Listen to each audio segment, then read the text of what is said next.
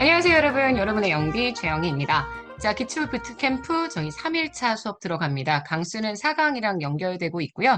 제가 정보 실패, 그다음 공공 부분의 민간화에 관련된 수업들 58번부터 77번까지 진행했던 내용들에 대한 복습입니다. 저희 회차는 지금 3일차인데 강수는 4강이에요. OT가 1강이어서요. 저희 공단기 플레이리스트에 나와 있는 강수 그대로 하자면 지금 이 강의가 네 번째 강의라는 거 기억해 주시고요. 여러분들은 강의 리스트에 있는 강수랑 같이 비교해서 내용을 봐주시면 될 것 같습니다. 자, 58번 선지부터 들어가도록 하겠습니다. 정부 실패는 관료나 정치인들의 개인적인 요인 때문에도 발생을 하죠. 정부라는 공공조직에 내재되어 있는 구조적 문제 때문에도 발생을 분명히 합니다. 그래서 요건 X고요. 요게 울프란 학자가 설명했었던 정부 실패의 원인에 대한 견해라는 거 알고 있을 거예요. 정부의 규제로 인해서 발생하는 부작용은 규제의 폐해 또는 파생적 외부 효과고요. X의 비율은 독점으로 인해서 과잉 생산되는 현상을 설명합니다. 그래서 요거는 X가 될 거고요.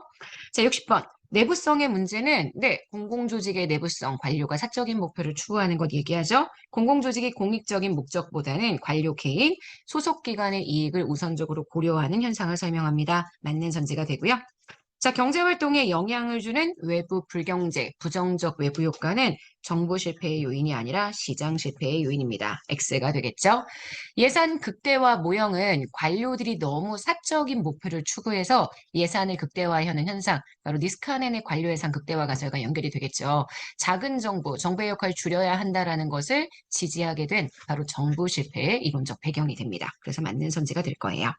자, 쓰레기 수거와 같이 전통적으로 정부의 고유 영역으로 간주되어 온 서비스를 민간에 위탁하는 경우 행정의 책임성은 분명히 저하됩니다. 효율성은 늘어날 수 있겠지만 행정의 책임성, 국민에 대한 책임성이 떨어진다라고 얘기할 수 있기 때문에 지금 보시는 63번은 X. 자, 64번입니다. X의 비효율성, 제가 조심하라고 했죠?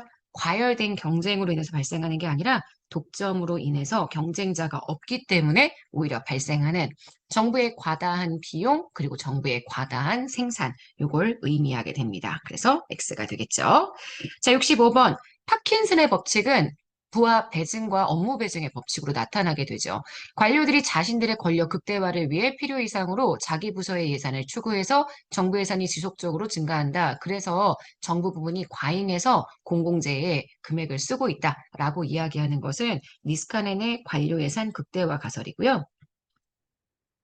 파킨슨의 법칙과는 내용이 다릅니다. 물론 공공재가 과잉 공급되는 상황을 설명하게 됐었던 23년 지방직 기출선지이긴 한데 근데 파킨슨의 법칙이 아니기 때문에 틀린 선지가 될 거예요.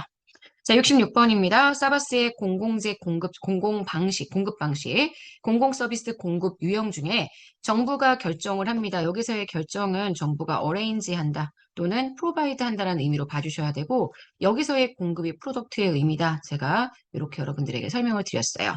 자, 이렇게 하는 유형의 보조금 방식이 있다. 보조금은 정부가 결정하고 민간이 공급하는 유형이 됩니다. 그래서 생산자에게 보조금을 지급해주는 방식이죠. 66번은 맞는 선지입니다. 자, 67번입니다. 면허 방식은 민간 조직에게 일정한 구역 내에서 정부가 공공 서비스 제공하는 권리를 인정하는 방식. 경쟁적으로 인정을 하게 되면 그게 라이센스 면허의 방식이고요. 만약에 독점적으로 인정을 하게 되면 프랜차이즈 독점 허가의 방식이 됩니다. 67번은 맞는 선지고요. 68번 셀프 헬프는 벌런터리 서비스하고는 제가 다르다라고 말씀을 드렸죠. 공공 서비스의 수혜자와 제공자가 같은 집단에 소속되어서 마치 품앗이 하는 것처럼 서로 간의 공공 서비스를 함께 생산해 준다고 하면 요거는 셀프 헬프가 될 거예요. 그래서 맞는 선지가 되고요.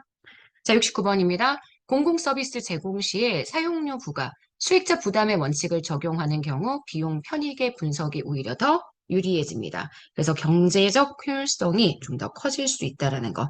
그래서 최근에 정보 실패의 문제를 해결하기 위한 공공 서비스 공급의 방식 중에 하나라고 이야기를 해줄 수가 있겠죠.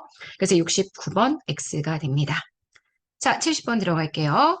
과잉 생산, 독점 등이 야기한 공공부문의 비효율 해결책, 계약 방식을 통한 서비스의 공급 방식, 바로 계약을 통한 민간 위탁이 될 거고요. 이런 방식도 정부 실패를 해결할 수 있는 하나의 방법이 된다라고 볼 수 있죠. 그래서 요거 현재 맞는 선지가 됩니다. 바우처 제도는 살라모니의 행정수단 유형 분류에 있어서 민간 위탁과 같이 직접성이 높은 행정수단.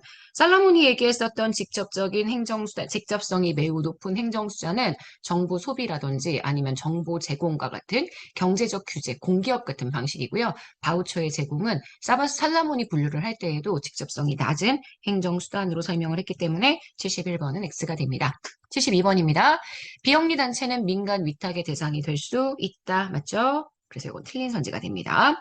73번. 민간 투자 사업자가 사회 기반 시설 준공과 동시에 해당 시설의 소유권을 정부로 이전하는 대신에 시설 관리 운영권을 획득하고 그러니까 일단 사회 기반 시설 준공합니다. 빌드했고요. 소유권을 정부로 이전했습니다. 트랜스퍼 했죠. 트랜스퍼 하고 난 다음에 그 트랜스퍼의 대가로 시설 관리 운영권을 일단 획득을 합니다. 획득을 한 다음 이 시설을 정부가 해당 임차 사용하게 된다. 약정 기간 동안의 임대료를 민간에게 지급하는 방식이라면 리스입니다. 바로 BTL 방식이 될 테니까 이건 틀린 선지가 되겠죠. 74번입니다. BTO, 빌드하고 트랜스퍼하고 오퍼레이트하는 그런 방식. 일반적으로 임대형 민자 사업에 비해서 사업 리스크 수익률이 상대적으로 더 높고 사업 기간도 상대적으로 길다. 이렇게 얘기했죠.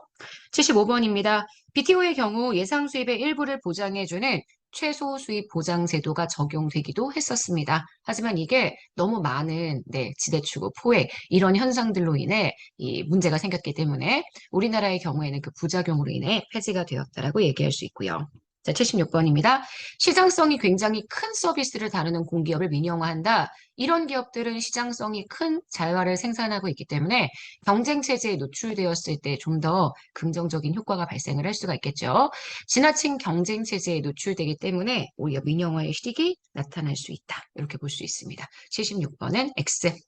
자, 77번 공공기관 경영평가상 3년 여성 최하 등급을 받은 공기업이다. 이러면 제가 경영진을 잘라야 한다라고 얘기했습니다. 공공기관 운영에 관한 법률상 민영화 해주는 게 아니라 실제 상임이사, 그죠? 우리가 얘기하는 이사장, 이들에 대한 해임을 임용권자에게 건의해야 한다라고 주장을 했었죠. 설명을 했었죠. 그래서 77번은 X가 됩니다. 자, 요게 우리 4강의 내용이었고요. 이 4강에 나와 있는 선지들 하나하나 다 살펴봤습니다. 복습하실 때 문제 전체를 다 보셔야 되겠지만 가장 핵심이 되는 본인이 어려워하셨던 선지들을 하나씩 골라서 그 부분을 한번 변형해 보시는 것도 좋은 복습 방법이 되니까 복습 열심히 해가면서 부트캠프 잘 참여해 주세요. 자, 여기까지 해서 우리 오늘 굿모닝 행정학은 마무리하도록 하겠습니다. 내일 아침에 또 만날게요. 오늘 하루도 여러분 거예요. 아침에 봅시다. 안녕.